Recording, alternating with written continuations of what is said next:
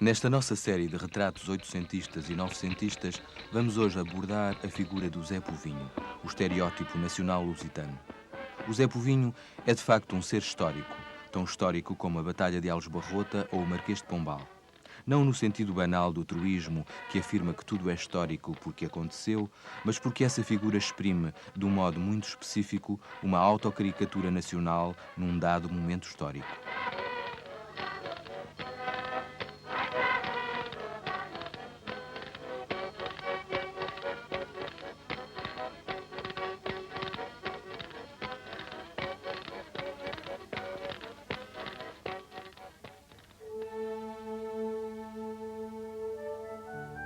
No ano de 1875, o Zé Povinho foi criado com uma intenção satírica e um recorte étnico que fazem desta personagem rústica, ridícula, de pele rugosa, barba por fazer, cabelo desgrenhado, camisa aberta no peito e fatiota pobre de Campónio, um retrato afinal do português.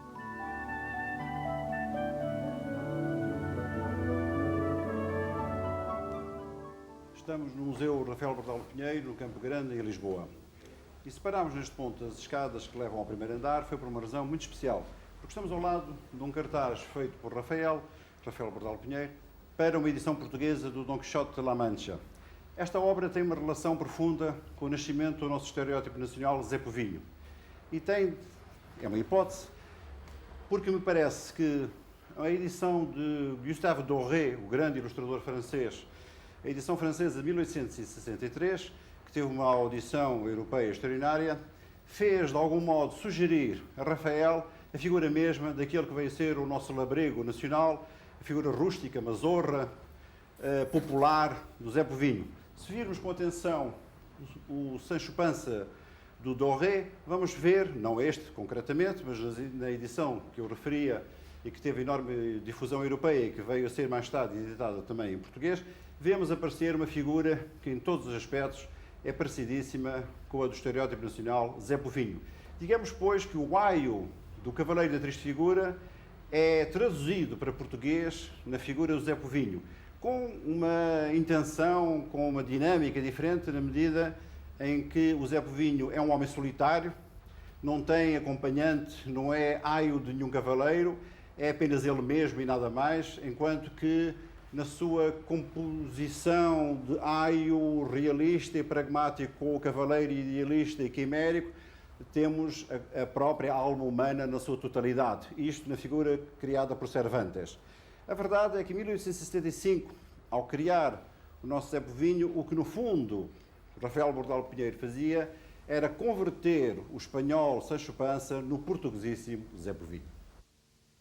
Apesar de o Zé pertencer à história da arte popular, como figura de cerâmica, nomeadamente das Caldas da Rainha, quase sempre faceta ou erótica, espanta que não tenha ainda sido feito um estudo propriamente global deste símbolo nacional. E é este que aqui nos interessa. Os estudos que dele se têm feito versam quase sempre, ou mesmo exclusivamente, a história da arte, a história da caricatura e dos caricaturistas, ou ficam-se pelo estudo do seu próprio criador, Rafael Bordal Pinheiro.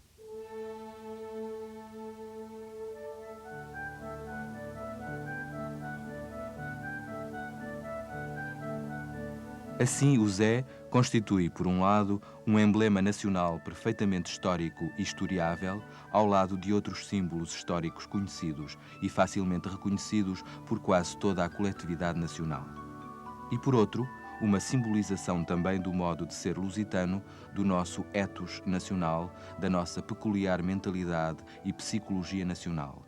Em suma, uma representação simbólica, ainda que caricatural, da nossa personalidade base desde o século passado até ao tempo presente.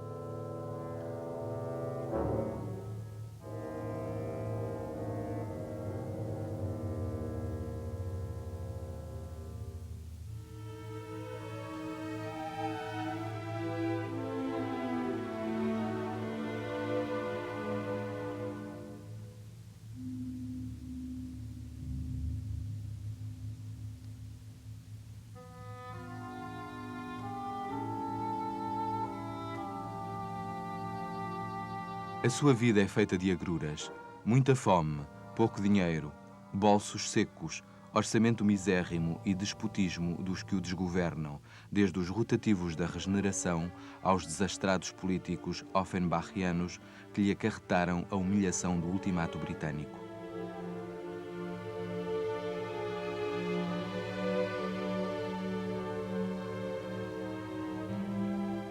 Do mesmo modo que John Bull está para os britânicos, Tio Sam para os norte-americanos, o Zé Povinho, como estereótipo português, remete para a questão da simbolização da identidade nacional, para o nosso ethos coletivo como povo, para as nossas qualidades e defeitos nacionais.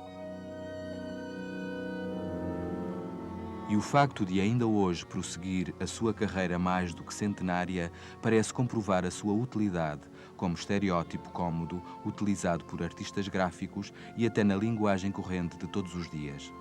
Apesar de todo o seu interesse simbólico, o Zé não tem sido estudado nesta perspectiva de caricatura nacional ou de símbolo étnico luso.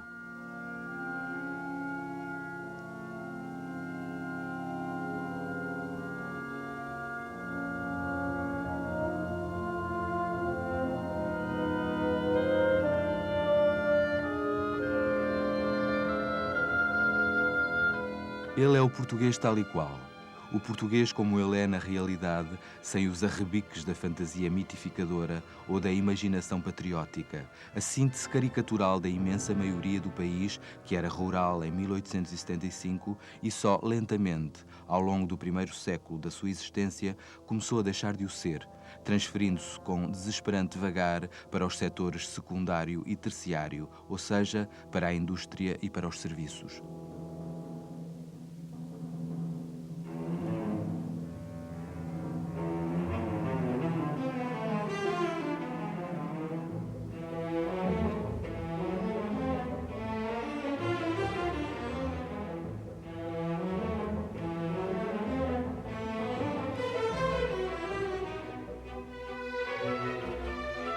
Digamos, pois, que ele representa o Portugal maioritário, que em 1890 representava nada menos do que 61% da população.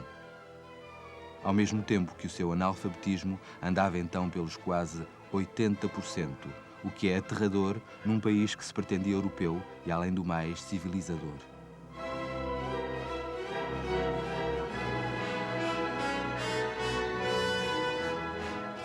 O país maioritário em termos demográficos e sociológicos, ou seja, a imensa maioria do país dos campos, a esmagadora base da pirâmide económico-social lusa de 800 até meados do nosso próprio século, o Portugal imobilizado e sempre arcaico, apesar da Revolução Industrial e da introdução entre nós do modelo do liberocapitalismo, o Portugal inerte, a hegemonia do setor primário.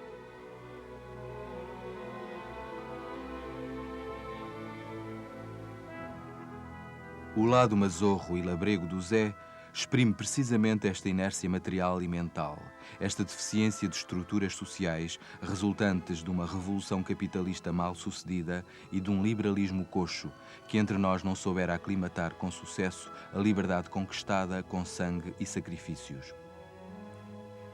Ele exprime também, assim, a minoridade política traduzida na sua alcunha em diminutivo Povinho.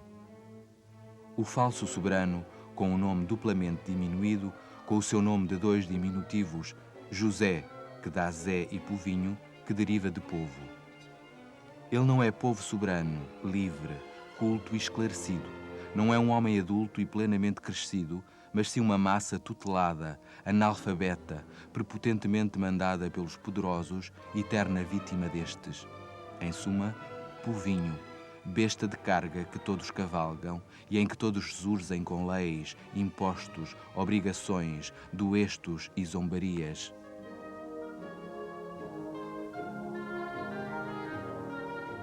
Mas convém ainda lembrar que o Zé Povinho, este homem mal vestido, rude, desleixado, civicamente menor ou menorizado como besta de carga, que usa a albarda onde todos montam, alheio às letras, é ainda um paradigma étnico, uma representação do português tal e qual.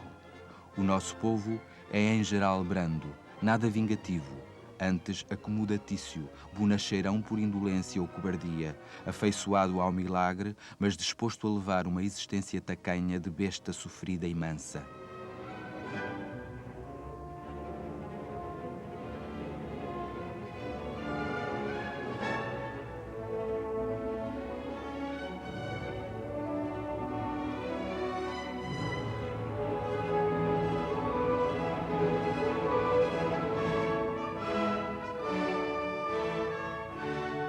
Desconfiado, tacanho, nada imaginoso, manso a crata, inimigo dos políticos, ora crédulo, ora cético total, deixando-se de quando em vez entusiasmar por um ídolo da praça pública, para logo se desiludir e achá-lo tão pantomineiro como todos os demais antecessores que em cima do lombo cavalgam, deitando-lhe a albarda depois de traídas as promessas feitas.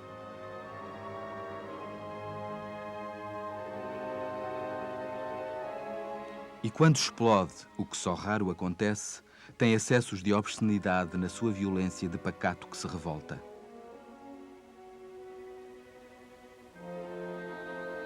O manguito é então a quinta essência da sua recusa, brutalmente expressa numa linguagem gestual sumária de quem não tem letras, nem o dom da palavra ou o hábito dela por ser analfabeto.